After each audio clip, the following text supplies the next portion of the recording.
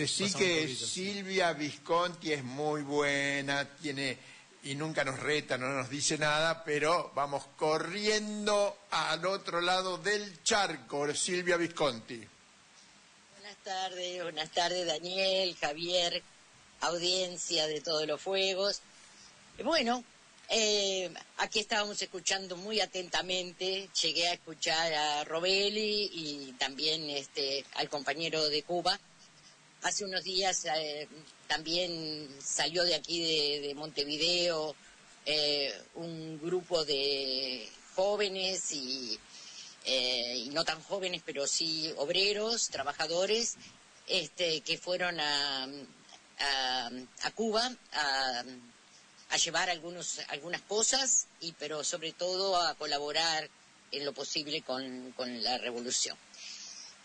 Bueno, marzo es el mes de la mujer y por eso yo quisiera en este mes también recordar y compartir hechos históricos y luchas emblemáticas en que las mujeres fueron especiales protagonistas.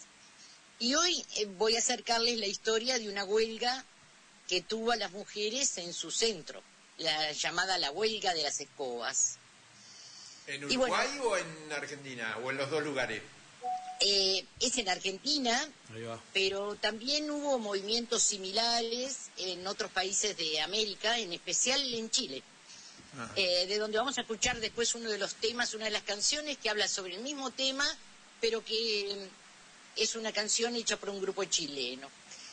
Bueno, en el caso de Argentina corría el año 1907, gobernaba el Partido Autonomista Nacional, el PAN, un gobierno de corte conservador, oligárquico, que estaba encabezado en ese momento por José Figueroa Alcorta.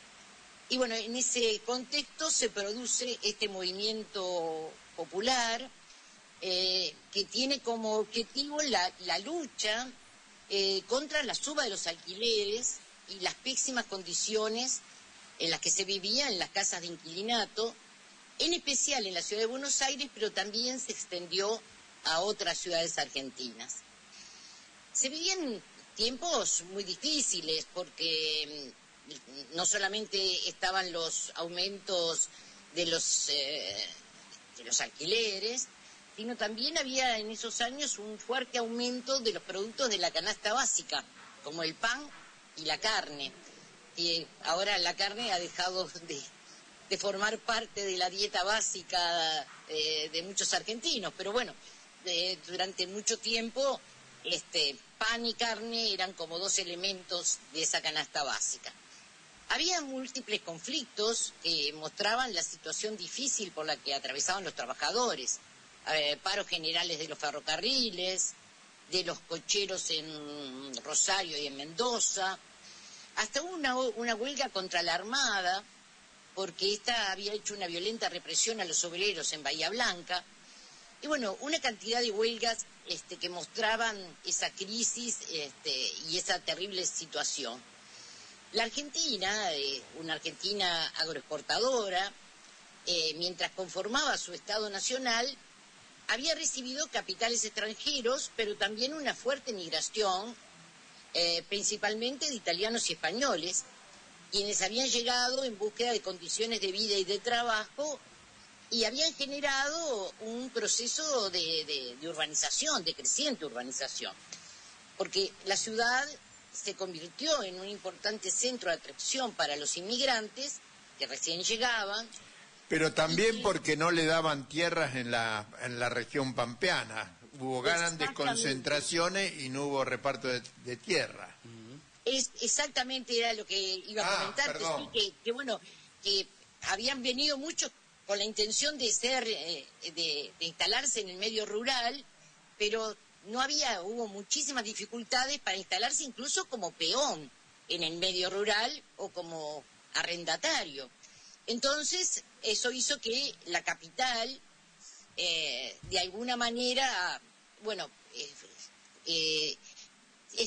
fuera una especie de centro de atracción para poder participar de la vida económica.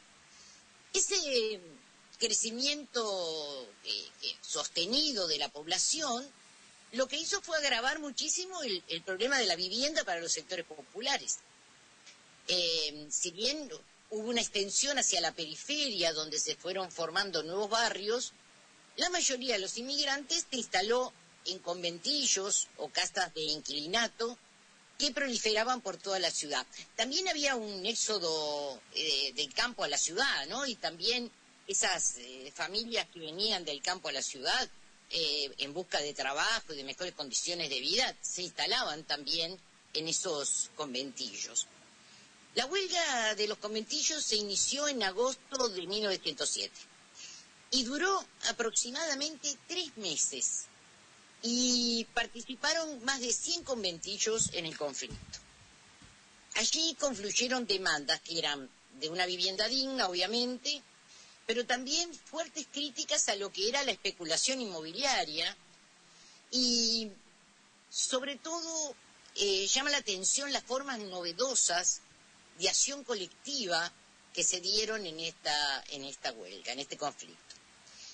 Tuvo una fuerte participación de anarquistas y socialistas, pero, digamos, el rasgo distintivo de este conflicto fue la participación femenina.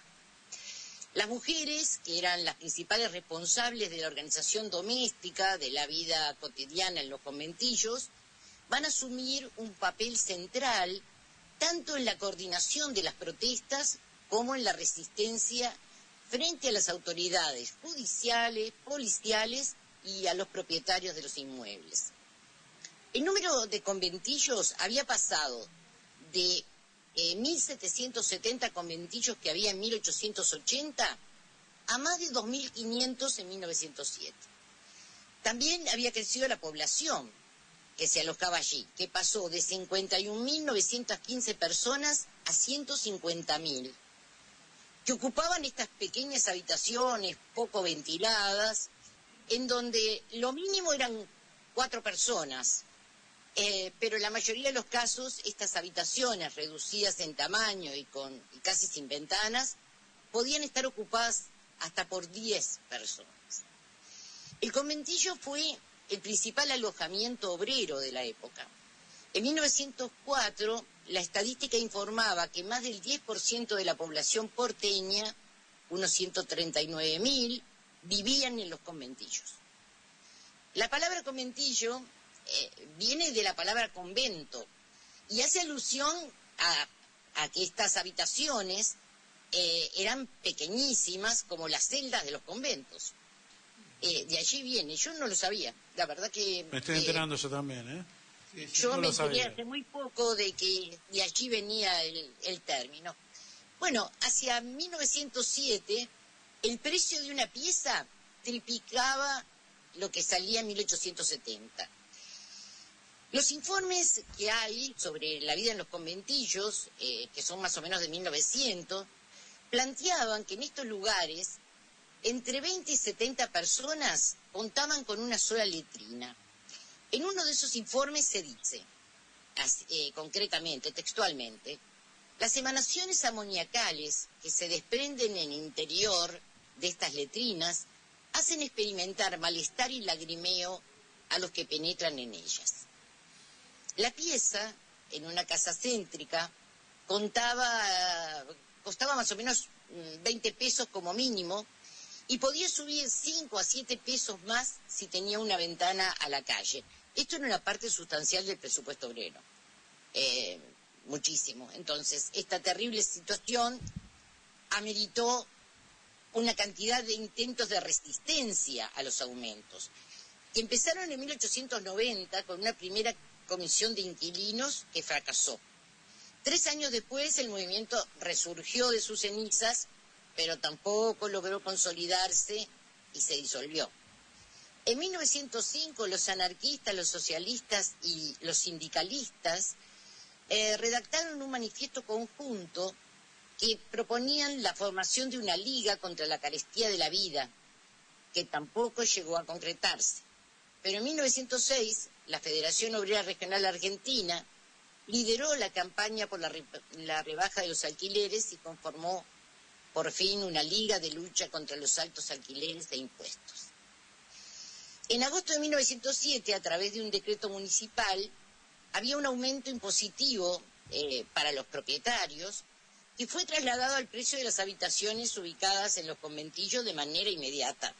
Y a partir de ese contexto, el conventillo de la calle Ituzaingó se declaró en huelga, rehusándose a pagar el alquiler. En la huelga, las mujeres utilizaron escobas como símbolo de su trabajo como amas de casa y también las usaron como armas para defenderse de la policía cuando venía a desalojarlas. Una de las primeras manifestaciones públicas de la protesta, que fue una marcha, que se recuerda precisamente con ese nombre, la Marcha de las Escobas, que se realizó en las calles del barrio de La Boca, organizada por un conventillo de ese lugar. Esa nutrida manifestación estaba integrada también por niños y niñas que hacían batir las escobas que usaban en sus casas para, entre otras cosas, decían, barrer a los caseros y a las injusticias de este mundo. Los niños marcharon por las calles de La Boca acompañadas por su madre, haciendo oír sus voces y sumando adhesiones a su paso. Esa fue una de las primeras marchas de las escobas. Fueron también las escobas de las mujeres del comité de huelga de otro conventillo, ubicado en la calle San Juan, las que bloquearon con ellas la puerta de entrada, formando un cordón de resistencia para oponerse a las fuerzas policiales enviadas por el coronel Falcón y evitar el desalojo. Las marchas y las escobas se convirtieron entonces en los símbolos más representativos del conflicto, tanto por su originalidad simbólica como por la participación activa, decíamos, de las mujeres en la propia organización cotidiana de la huelga. Portar escobas visibilizó el papel de las mujeres de los conventillos en la defensa de sus hogares y en la conducción de la protesta.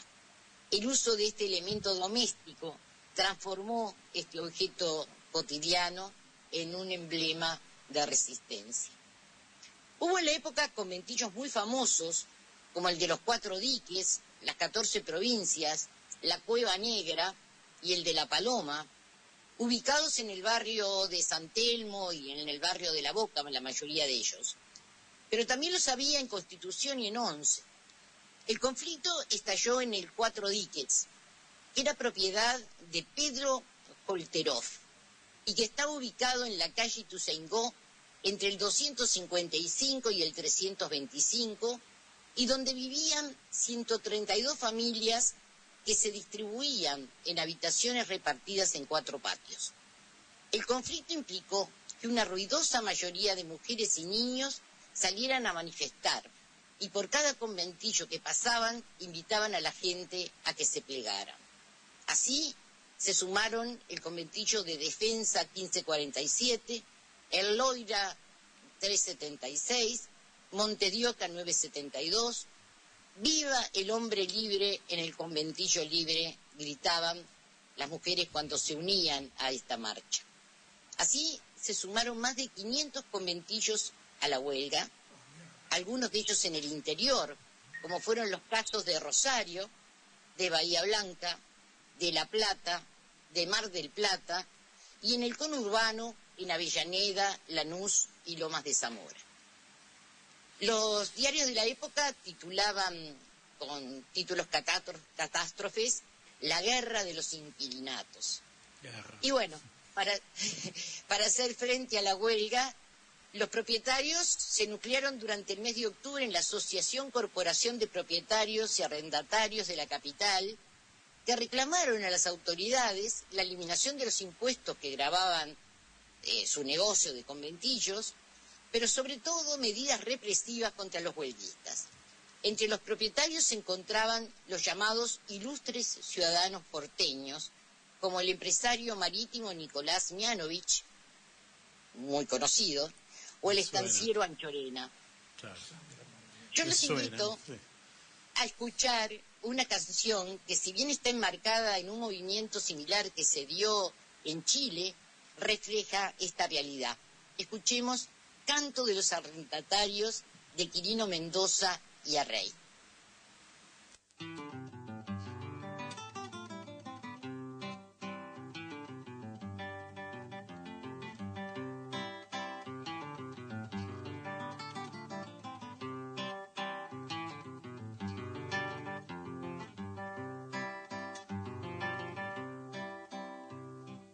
Carita de finado, cielito lindo tiene el casero, porque hemos acordado en la comuna pagarle cero. Ya no habrá más melones, cielito lindo, que engorden chanchos.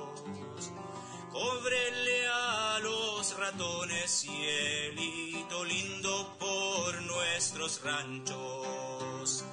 Ay, ay, ay, ay, solo el 50 le pagaremos, cielito lindo, al sinvergüenza.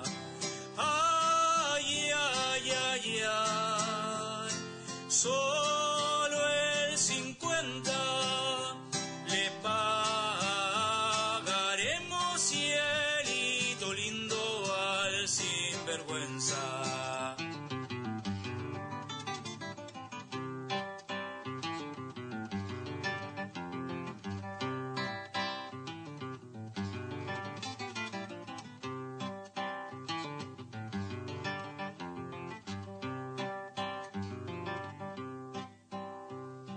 A los del tribunal, cielito lindo, no los queremos.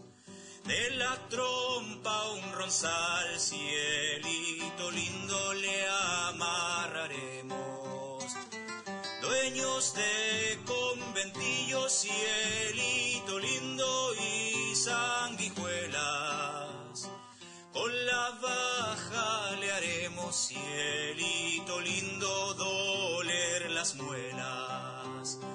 Ay, ay, ay, ay, tribunalazos, le sacaremos la mugre, cielito lindo, a chancletazos. Ay, ay, ay, ay, tribunalazos, le sacaremos la mugre, cielito lindo, a chancletazos.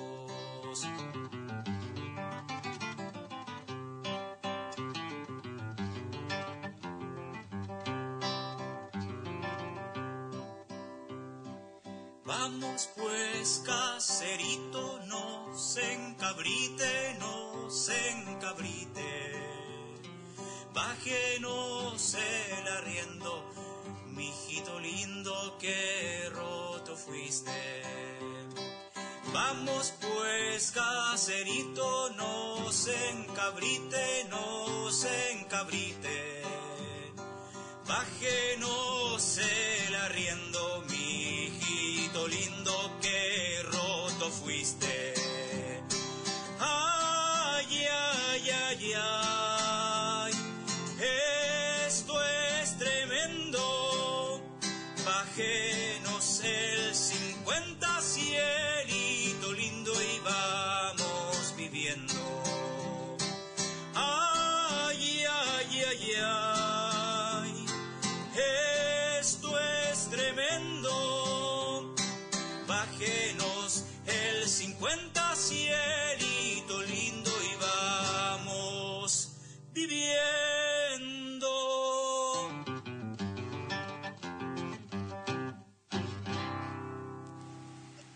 Bueno, está buenísima la canción, utilizando una música popular y con un texto que contaba las alternativas de estas huelgas. Bueno, como el movimiento continuaba y crecía, se decidió reprimirlo. La tarea estuvo a cargo del jefe de la policía, el coronel Ramón Falcón, quien había asumido ese cargo el año anterior. Y contó con la ayuda del cuerpo de bomberos, también utilizado para reprimir y desalojar a chorros de agua a los inquilinos. Los desalojos comenzaron por el conventillo de la calle Ituzaingó, el mismo lugar por donde había comenzado la huelga, y el gobierno aplicó, como siempre lo hace la derecha, la represión. Los anarquistas organizaron por su parte la solidaridad armando campamentos donde alojaban a los que acababan de quedar sin techo. En uno de esos tantos desalojos que intentó realizar la policía y que hizo en el conventillo llamado de las 14 provincias, que albergaba a más de 200 familias y que estaba situado en Chacabuco y San Juan. Allí las mujeres se defendieron del ataque policial y desde los corredores tiraban agua hirviendo a la policía y a los bomberos, que con la presencia del propio jefe de policía, Ramón Falcón, quería realizar el desalojo. Por orden de Falcón, la policía hizo fuego contra sus moradores, mujeres, hombres y niños. Víctima de las balas policiales, fue asesinado de un disparo en la cabeza Miguel Pepe, un joven que las crónicas, algunas dicen que tenía 15 años y otras 19, y todas que trabajaba de baulero. Su entierro, al día siguiente, se convirtió en una multitudinaria marcha de un simbolismo muy importante. Así lo describe la militante anarquista Juana Rouco, conocida también como Juana Abuela, claro, en su libro Historia de un ideal vivido por una mujer. Y dice: la Federación Obrera Regional Argentina se hizo cargo del velatorio de Miguel Pepe, por el que desfilaron miles y miles de personas de todas las categorías sociales. El entierro fue algo que impresionaba. Millares de personas aguardaban en las aceras y las calles para iniciar el cortejo. Lo llevamos a pulso desde Chacabuco y Humberto I hasta la Chacarita, pero a cada momento y durante todo el trayecto hubo varios choques con la policía que obligaba a abandonar el cajón en la calle y reiniciar el camino. Antes de darle sepultura, los despidieron en nombre del pueblo y de la Fora, los compañeros Tonietti, Anderson Pacheco, Antonieta Balsán y yo, que hablé en nombre del Centro Femenino. Todos nos indignamos ante el crimen policial dirigido por su propio jefe, el coronel Ramón Falcón, y la justicia del movimiento de inquilinos. En la sepultura de Miguel Pepe se puso una placa que decía: víctima de la huelga de inquilinos, asesinado por la policía. Recordemos que Ramón Falcón murió en 1909 en un atentado realizado por Zenón Radovinsky. Otros actos de represión, dice Juana Abuela, se dieron en el conventillo de la calle Ituzaingó, en donde se rearmetió a machetazos, con el resultado de que Josefa Batar fue pisoteada por los caballos de la policía. Ana Liondó fue arrastrada de los cabellos pese a estar embarazada, y resultaron heridas Catalina Álvarez y Josefa Rodríguez. Como se puede ver, las principales protagonistas del conflicto fueron las mujeres. A mí se me sumaron Virginia Volten, que entre 1922 y 1925 dirigió el período anarquista La Voz de la Mujer, y María Collazo, que arengó en el conventillo de Estados Unidos al 768. Terminado ese movimiento, la represión policial se hizo sentir de inmediato y se puso en acción la ley de residencia, que en el año 1902 había sido sancionada por el gobierno del general Roca. Muchos fueron los compañeros deportados, entre ellos recuerdo al Negro Pérez, Artoneda, Pañeda, García de la Mata, Forcat, Toñete y Virginia Volten. También a mí me tocó y alcanzó la ley de residencia.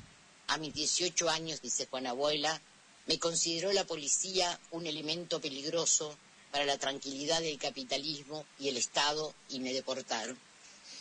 Acoto que la mayoría de estas personas llegaron al Uruguay y se establecieron aquí. En esa época fueron recibidos los anarquistas que venían deportados y bueno, tanto todas las mujeres que mencionamos participaron después en la vida política en el Uruguay. En noviembre todavía existían algunas casas en conflicto en varias ciudades y para mediados de diciembre el movimiento se fue agotando tras conseguir algunas de las demandas que no fueron del todo respetadas por los propietarios.